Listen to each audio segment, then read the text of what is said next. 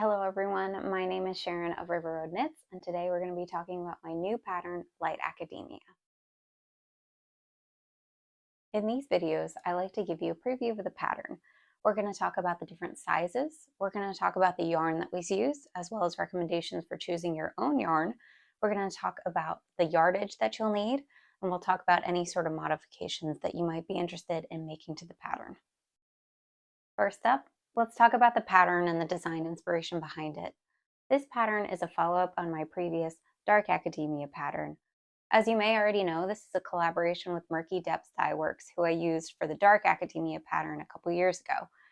These colors were dyed specifically for the Light Academia pattern. The main color is called Ivory Tower, and the contrast color is called English Ivy. So we used a lot of those inspiration of a tower that was covered in vines and ivy, and we wanted to translate that into both these colors and the pattern of this sweater. So since we're already talking about the yarn, let's talk about how much yarn that you'll need for this pattern. I am recording this still in the early days of testing, so I don't have exact yardage. That's going to be updated as testers finish and I can dial in my estimates, but I'm pretty confident that you're going to need 3 to 6 skeins of a main color and 1 to 2 skeins of a contrasting color, depending on which size you're choosing. Wherever you go to buy this pattern, I will have exact yardage estimates listed so you can be sure that you're purchasing the right amount. But that yardage is going to depend on some modifications that you may choose to make, which we'll discuss later on in this video. As I said, I used Murky Depths Dye Works for my sample. I used their deep sock base, which is an 80-20 superwash merino nylon sock yarn. So it's a fingering weight yarn. It works out really well, has beautiful stitch definition, and I, of course, highly recommend the colors that I chose because I like them a lot.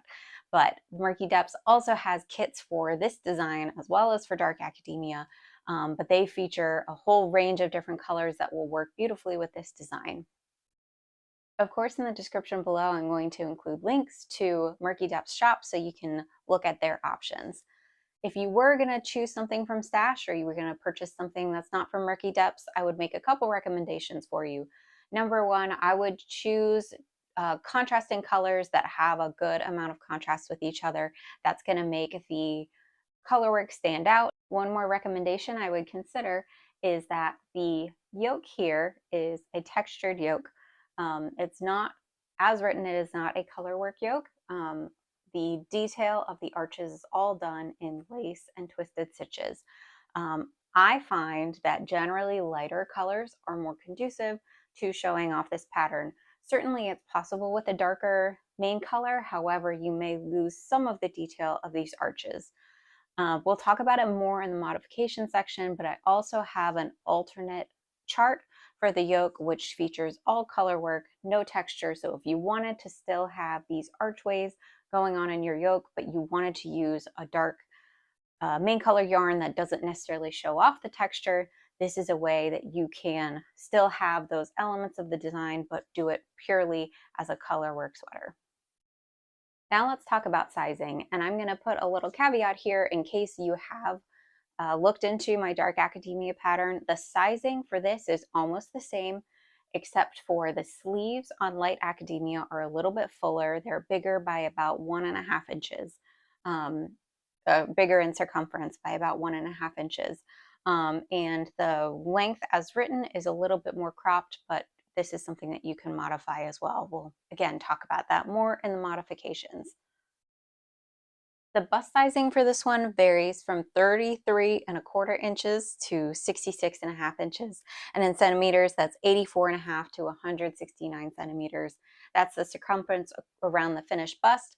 And I recommend 0 to 6 inches of positive ease, which is 0 to 15 centimeters. So you can pick a size that either matches your true bust measurement or is up to 6 inches larger. You can go larger than that, but just understand that I have sized this intending that you're going to be somewhere in that range of ease. Let's talk real quickly about the different modifications. I actually have written quite a few into the pattern, so I'll take a couple minutes to walk you through them. First, it's important to know that this is a seamless top-down sweater. This means that you'll cast on for the neck, You'll work some short rows in order to shape the top of the neck. You're going to work down with increases throughout the chart until you reach to the sleeve split. And then you're going to put the sleeve stitches on hold, cast on a couple stitches at the underarm, work the body all the way down to the bottom ribbing, cast off, and then each sleeve you'll pick up and you'll knit to the end of each sleeve. So that's the construction. Very simple, very straightforward. A couple modifications that I've made in the pattern. This is the pattern as written. It features the textured yoke that we discussed, again, which has lace and twisted stitches that form the archway detail that then transitions into this full color work for the bottom of the yoke and the rest of the body and the sleeves. One thing I'll mention, as you might have picked up, this color work detailing is supposed to represent the vines that are kind of growing up the arches. So these are present as vines here and then kind of continues a little bit into the bottom of the body. Now I recognize that you may be picking colors that don't necessarily evoke the idea of vines. So I have an alternate colorwork chart that keeps the textured stitches all down through here, and then the contrast color that comes in just is a simple continuation of the archway pattern. So I have that as an alternate partial chart that you can swap out if you want to get rid of the vines. You can look at the tester photos. There's some who didn't have a green as a contrasting color and they still opted for the vines. And depending on what they chose for their contrast color, some looked like flames, some looked like just kind of interesting textural or colorwork texture going on. So you may even decide to keep the vines regardless of what your contrast color is, but just know that I've included an alternate chart option for that.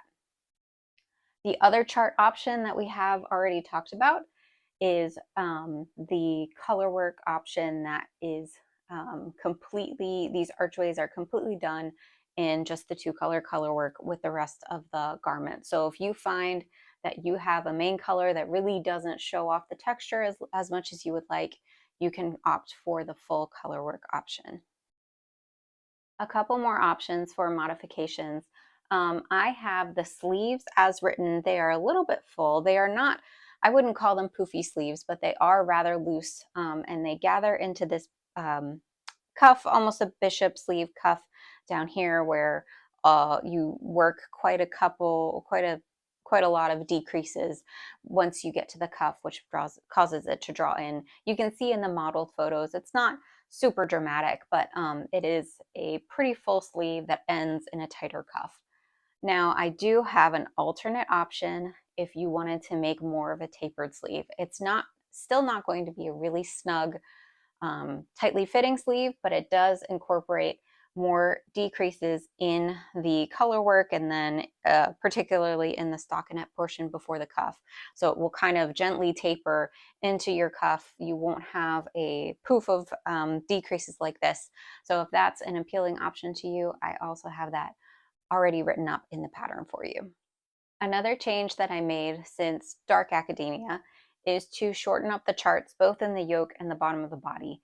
So what this means is that you don't have to work as many rows before you get to the end of the yoke and then at the end of the body. So this means that it can be cropped a little more easily than Dark Academia could be. So in here, I have this portion in here that's just the contrast color, and this is what bridges you from the yoke to the bottom of the body. So this is really customizable to lengthen or shorten so that you can add more depth to the yoke. Similarly, at the bottom of this chart in here, I have a portion of just main color stockinette before working a little bit of a bottom color work detail in here, and then before you get to the cuff. So this means that this is also an opportunity to add or reduce length in the body. So if you want more of a cropped style, this overall is a little bit shorter than Dark Academia as written, but you can customize the length within this portion of the lower body of the sweater. I think that's it. I think that's everything that I wanted to talk to you about in this video. In the description below, I'm going to link to all the places that you can purchase this pattern. I list on Ravelry, on Etsy, and on Lovecrafts. I'm also going to include a link to Murky Depths so that you can check out their kits that they put together for this beautiful sweater. Be sure to go to Ravelry or my Instagram to check out the tester photos for this so you can look for more inspiration. Thank you so much for joining me. Happy knitting.